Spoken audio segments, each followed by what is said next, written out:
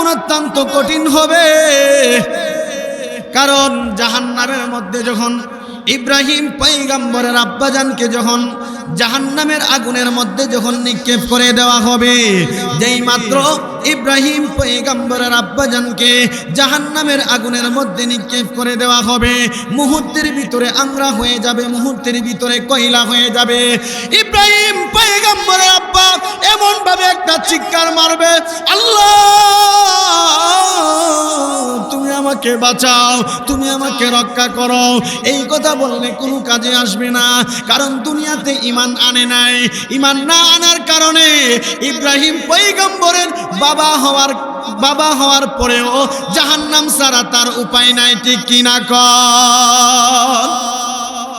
ইব্রাহিম পয়গম্বরের আম্মাজানকে যখন জাহান্নামের আগুনের মধ্যে নিক্ষেপ করে দেওয়া হবে, ইব্রাহিম পয়গম্বরের আম্মা এমনভাবে একটা চিৎকার মারবে, এমনভাবে আল্লাহকে ডাক দিবে, মুহূর্তের ভিতরে আংরা হয়ে যাবে, মুহূর্তের ভিতরে কয়লা হয়ে যাবে। ভাইয়েরা আমার, বাবারা আমার, ঈমান না থাকার কারণে এরকম কঠিন শাস্তির মধ্যে তাকে দেওয়া হবে। কারণ দুনিয়াতে যদি ঈমান আনতো, ঈমান থাকলে একবার না একবার হলো তাকে জান্নাতে দিত। কিন্তু ঈমান না আনার কারণে ইব্রাহিম পয়গম্বরের আম্মা হওয়ার পরেও তার রেহাই নাই, বাঁচতে পারবে না, তাকে জাহান্নামের আগুনের মধ্যে নিক্ষেপ করা হয়েছে। কন্যা নাউজুবিল্লাহ। আমার ভাইয়েরা, বন্ধুরা আমার, কারণ জাহান্নামের আগুন অত্যন্ত কঠিন হবে। আল্লাহ নবীর চাচা আবু তালেব, আল্লাহ নবী বলছিলেন, চাচা গো আপনি ঈমান আনেন, আমি আপনার আপনার কানের কাছে আমার মুখ লাগাইয়া কালিমাটা পড়ি, আপনি একটু কালিমাটা শুনেন। তখন আল্লাহর নবীর চাচা আবু তালেব কালিমা পড়ে নাই। কিতাবের মধ্যে আসছে আবু তালেবকে জাহান্নামের মধ্যে আমার আল্লাহ তাআলা জাহান্নামের ফেরেশতাদেরকে ডেকে ডেকে বলবে, ও জাহান্নামের ফেরেশতারা, আবু তালেবকে জাহান্নাম থেকে এক জোড়া আগুনের জুতা নিয়ে আসো। যেই মাত্র জাহান্নাম থেকে এক জোড়া আগুনের জুতা যখন নিয়ে আসবে, জুতা আনার পরে তখন আবু তালেবকে যখন পরিয়ে দেওয়া হবে, মুহূর্তের ভিতরে মাথার মগজ পর্যন্ত টকবক করতে থাকবে। পবিত্র কুরআনুল কারীমের মধ্যে এই সূরাটার মধ্যে আল্লাহ বলতেছেন, মাল কারিয়া, কি করাঘাতকারী, কি মহাপ্রলয়, কি বিকট আওয়াজ। এটা বলার পরে আমার আল্লাহ তাআলা বলতেছেন, ওয়ামা আদরাকা মাল কারিয়া। আল্লাহ বলেন, নবী গো আপনি কি জানেন, করাঘাতকারী সম্পর্কে আপনি কি কিছু জানেন? আপনি কি মহাপ্রলয় সম্পর্কে কিছু জানেন? বিকট আওয়াজ সম্পর্কে কি আপনি কিছু জানেন? এরপরে আল্লাহ বলতেছেন, ইয়াউমা ইয়াকুনুন নাসু কাল ফারাশিল মাবসুস।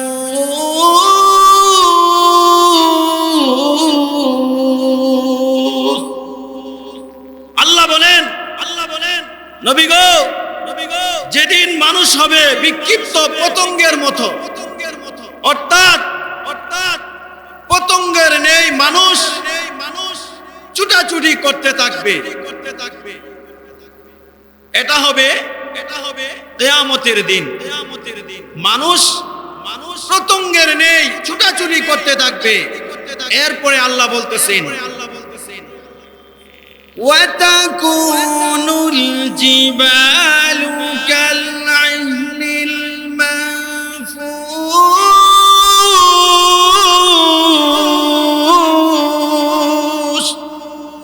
আল্লাহ বলেন সেদিন হবে পাহাড় পর্বত দলিত রঙিন পশমের মতো। পাহাড় পর্বত যা কিছু আছে সব কিছু তুলার মতো উঠতে থাকবে কিয়ামতের ভয়াবহ অবস্থায়। এরপরে আল্লাহ বলেন, فَأَمَّا مَنْ ثَقُلَتْ مَوَازِينُهُ। আল্লাহ বলেন যার ইমানের পাল্লা ভারী হবে, যার নেকের পাল্লা ভারী হবে, যার আমলের পাল্লা ভারী হবে। এরপরে আল্লাহ বলতেছেন فهو في عيشة راضية আল্লাহ বলেন তারা কতই না সুখে শান্তিতে জীবন যাপন করতে পারবে। কন্যা সুবহানাল্লাহ। যাদের নেকের পাল্লা ভারী হবে, যাদের ইমানের পাল্লা ভারী হবে, আমলের পাল্লা ভারী হবে, তারা কতই না সুখে শান্তিতে তারা বসবাস করতে পারবে। এরপরে আল্লাহ বলেন وأما من خفت موازينه যার ইমানের পাল্লা হালকা হবে, যার নেকের পাল্লা হালকা হবে, যার আমলের পাল্লা হালকা হবে, তার কি হবে? فأمه হাবিয়াটা কি? এরপরে আল্লাহ বলতেছেন নারুন হামিয়া, এটা হলো প্রজ্বলিত অগ্নি। যাদের আমলের পাল্লা ভারী হবে তারা কতই না সুখে শান্তিতে জীবন যাপন করতে পারবে, আর যাদের নেকের পাল্লা হালকা হবে তারা হাবিয়া নামক দুজহের মধ্যে তাদেরকে নিক্ষেপ করা হবে। এটা এমন দুজক যেটা প্রজ্বলিত আগুন, অত্যন্ত কঠিন আগুন। এই জন্য ভাইয়েরা আমার, বাবারা আমার, দুনিয়ার জিন্দিগিটা ভালো কাজ করে যাইতে হবে। দুনিয়ার জিন্দিগি যদি ভালো কাজ করে যাইতে পারো তাহলে হাসরের ময়দানে তুমি জান্নাতে যাইতে পারবা। আর দুনিয়ার জিন্দিগিটা যদি নেক আমল না করে যাও তাহলে তো জাহান্নাম ছাড়া তোমার উপায় নাই। কন্যা নাউজুবিল্লাহ। ভাইয়েরা আমার, আল্লাহ পাক রব্বুল আলামিন পবিত্র কুরআনুল কারীমের মধ্যে বলেন রব্বানা আতিনা ফিদ দুনিয়া হাসানাতাও ওয়া ফিল আখিরাহ হাসানাতাও ওয়া কিনা আযাবান নার।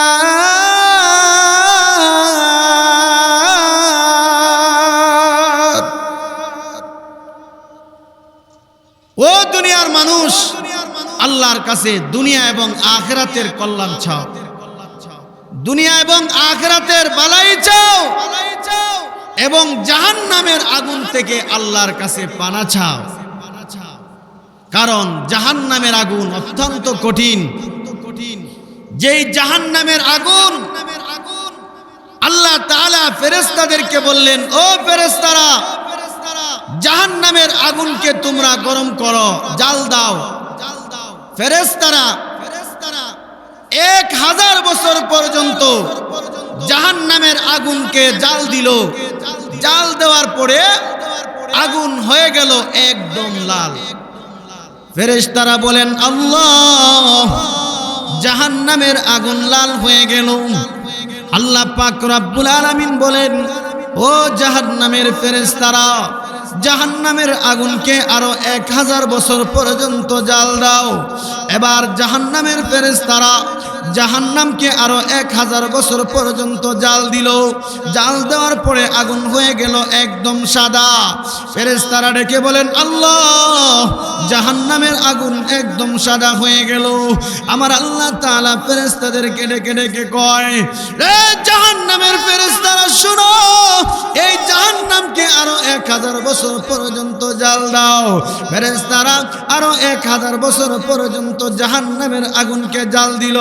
জাল দেওয়ার পরে আগুন হয়ে গেল একদম কালো।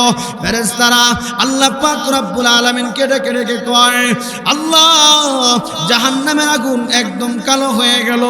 আমার আল্লাহ তাআলা বলেন, ও জাহান্নামের ফেরেশতারা, এবার জাহান্নামের আগুনকে তোমরা ঢাকনা দিয়ে রাখো। যেই সমস্ত আমার নাফরমান বান্দা বান্দা বান্দিরা দুনিয়াতে আমার নবীর তরিকা মতে জিন্দেগি না কাটাই আসবে, দুনিয়াতে যারা আমি আল্লাহ পাকের হুকুম মতে যারা জিন্দেগি না কাটাইবে তাদের জন্য এই তৈরি জাহান্নাম রাখলাম কন্যা নাউজুবিল্লাহ। রে বাবা, জাহান্নামের আগুন অত্যন্ত কঠিন হবে, কারণ জাহান্নামের মধ্যে যখন ইব্রাহিম পয়গম্বরের আব্বাজানকে যখন জাহান্নামের আগুনের মধ্যে যখন নিক্ষেপ করে দেওয়া হবে, যেই মাত্র ইব্রাহিম পয়গম্বরের আব্বাজানকে জাহান্নামের আগুনের মধ্যে নিক্ষেপ করে দেওয়া হবে, মুহূর্তের ভিতরে আমরা হয়ে যাবে, মুহূর্তের ভিতরে কয়লা হয়ে যাবে। ইব্রাহিম পয়গম্বরের আব্বা এমন ভাবে একটা চিৎকার মারবে, আল্লাহ তুমি আমাকে বাঁচাও, তুমি আমাকে রক্ষা করো। এই কথা বললে কোনো কাজে আসবে না, কারণ দুনিয়াতে ঈমান আনে নাই। ঈমান না আনার কারণে ইব্রাহিম পয়গম্বরের বাবা হওয়ার পরেও জাহান্নাম ছাড়া তার উপায় নাই, ঠিক কিনা কর? ইব্রাহিম পয়গম্বরের আম্মাজানকে যখন জাহান্নামের আগুনের মধ্যে নিক্ষেপ করে দেওয়া হবে, ইব্রাহিম পয়গম্বরের আম্মা এমন ভাবে একটা চিৎকার মারবে, এমন ভাবে আল্লাহকে ডাক দিবে, মুহূর্তের ভিতরে আংরা হয়ে যাবে, মুহূর্তের ভিতরে কয়লা হয়ে যাবে। ভাইয়েরা আমার, বাবারা আমার, ঈমান না থাকার কারণে এরকম কঠিন শাস্তির মধ্যে তাকে দেওয়া হবে। কারণ দুনিয়াতে যদি ঈমান আনতো, ঈমান থাকলে একবার না একবার হলো তাকে জান্নাতে দিত, কিন্তু ঈমান না আনার কারণে ইব্রাহিম পয়গম্বরের আম্মা হওয়ার পরেও তার রেহাই নাই, বাঁচতে পারবে না, তাকে জাহান্নামের আগুনের মধ্যে নিক্ষেপ করা হয়েছে। কন্যা নাউজুবিল্লাহ। আমার ভাইয়েরা, বন্ধুরা আমার, কারণ জাহান্নামের আগুন অত্যন্ত কঠিন হবে। আল্লাহ নবীর চাচা আবু তালেব, আল্লাহ নবী বলছিলেন, চাচা গো আপনি ঈমান আনেন, আমি আপনার কানে কানে, আমি আপনার কানের কাছে আমার মুখ লাগাইয়া কালিমাটা পড়ি, আপনি একটু কালিমাটা শুনেন। তখন আল্লাহ নবীর চাচা আবু তালেব কালিমা পড়ে নাই, কিতাবের মধ্যে আসছে আবু তালেবকে জাহান্নামের মধ্যে আমার আল্লাহ তাআলা জাহান্নামের ফেরেশতাদেরকে ডেকে ডেকে বলবে, ও জাহান্নামের ফেরেশতারা, আবু তালেবকে জাহান্নাম থেকে এক জোড়া আগুনের জুতা নিয়ে আসো। যেই মাত্র জাহান্নাম থেকে এক জোড়া আগুনের জুতা যখন নিয়ে আসবে, জুতা আনার পরে তখন আবু তালেবকে যখন পরিয়ে দেওয়া হবে, মুহূর্তের ভিতরে মাথার মগজ পর্যন্ত টকবক করতে থাকবে। ভাইয়েরা আমার, বন্ধুরা আমার, কারণ জাহান্নামের আগুন অত্যন্ত কঠিন হবে। এই জাহান্নাম থেকে বাঁচতে হলে দুনিয়ার জিন্দেগিটা ভালোভাবে কাটাইতে হবে।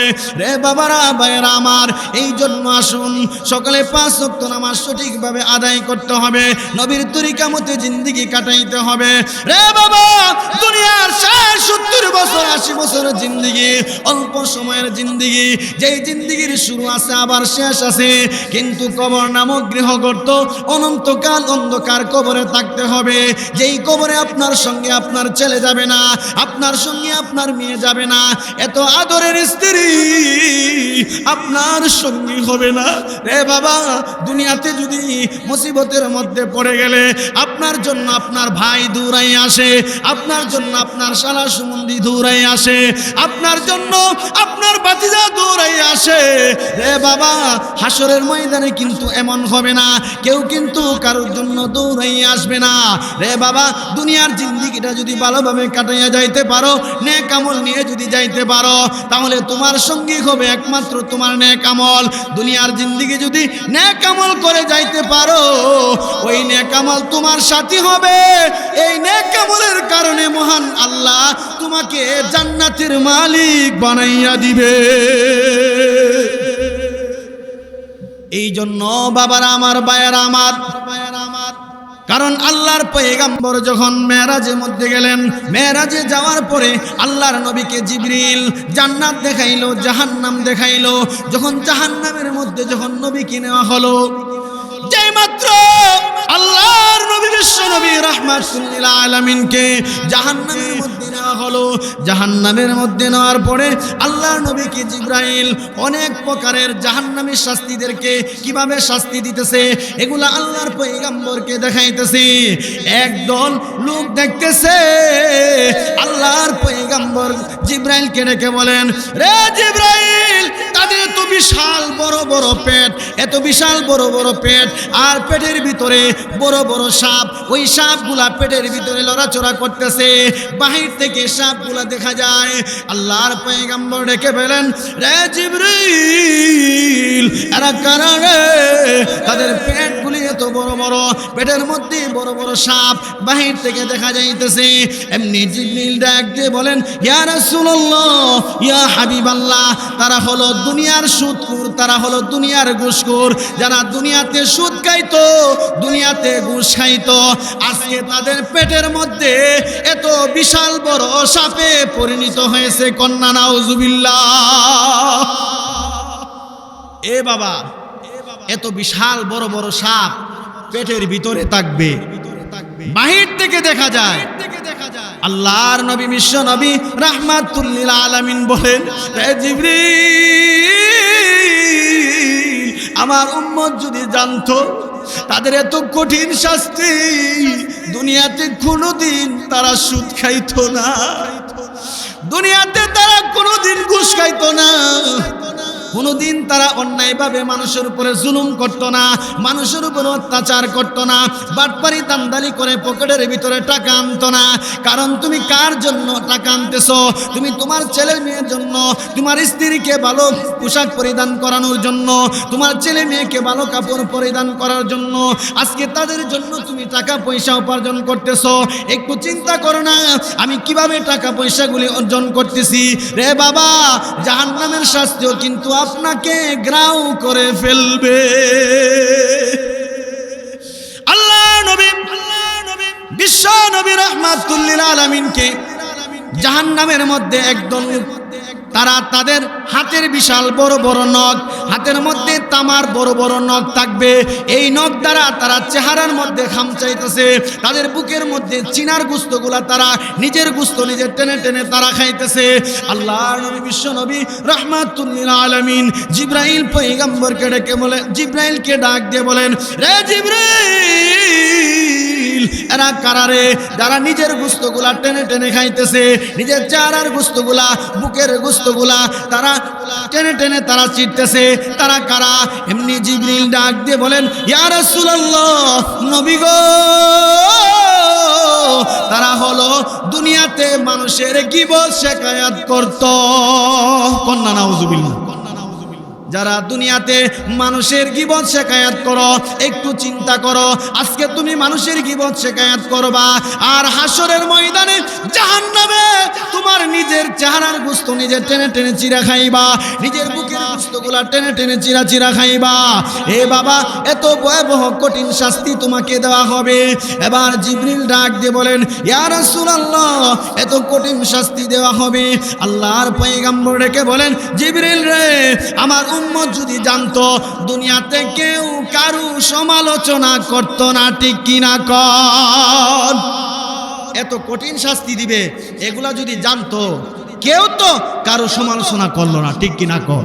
আজকে দুনিয়াতে তুমি গীবত শিকায়াত করবা, আর হাসরের ময়দানে জাহান্নামের মধ্যে তোমাকে পাঠানো হবে।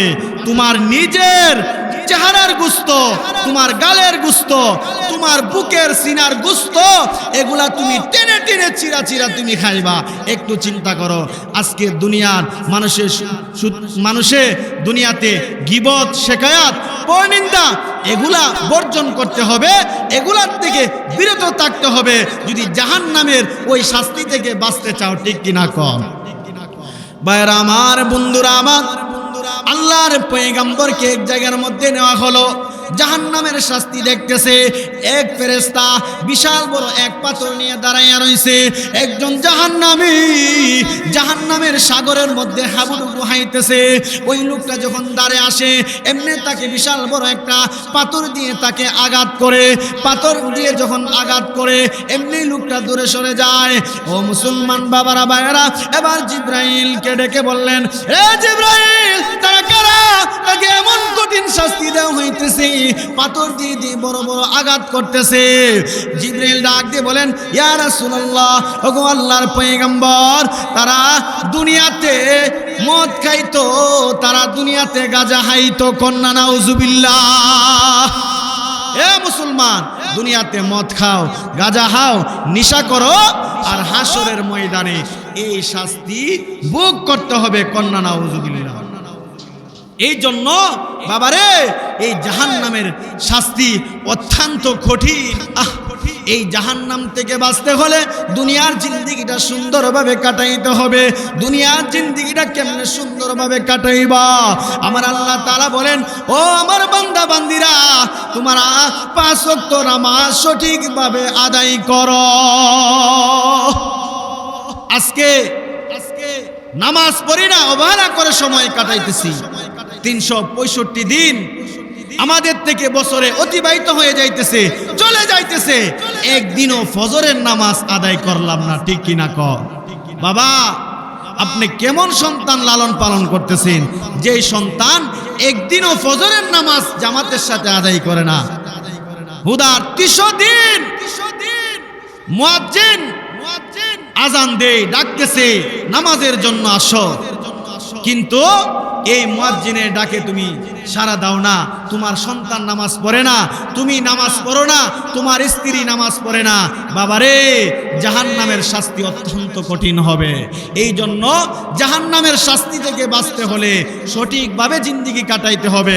অল্প, আমাদের হায়াত একদম অল্প। আজকে যে একটা ভূমিকম্প হয়েছে, আমরা কেউ জানতাম এরকম ভূমিকম্প হইব? 10:38 কয়েক সেকেন্ড ভূমিকম্পনের মাধ্যমে বহুত লোক মারা গেছে, বহুত 5তলা 10তলা বিল্ডিং দশে দশে পড়ে গেছে। বাবারে, কেউ কি জানতো আজকে এরকম সময় এরকম ভাবে ভূমিকম্প হবে? এই জন্য বাবারা ভাইয়েরা, কোন সময় কার মরণ কোন সময় আসে কারো জানা নাই। এই জন্য সময় থাকতে জিন্দেগিটা কাজে লাগাও, 5 ওয়াক্ত নামাজ সঠিকভাবে আদায় করো, নবীর তরিকা মতে জিন্দেগি কাটাও। আল্লাহ পাক রব্বুল আলামিন আমাদের সকলকে সঠিকভাবে 5 ওয়াক্ত নামাজ জামাতের সহিত যেন আমরা আদায় করতে পারি, সেই তৌফিক দান করুন সকল।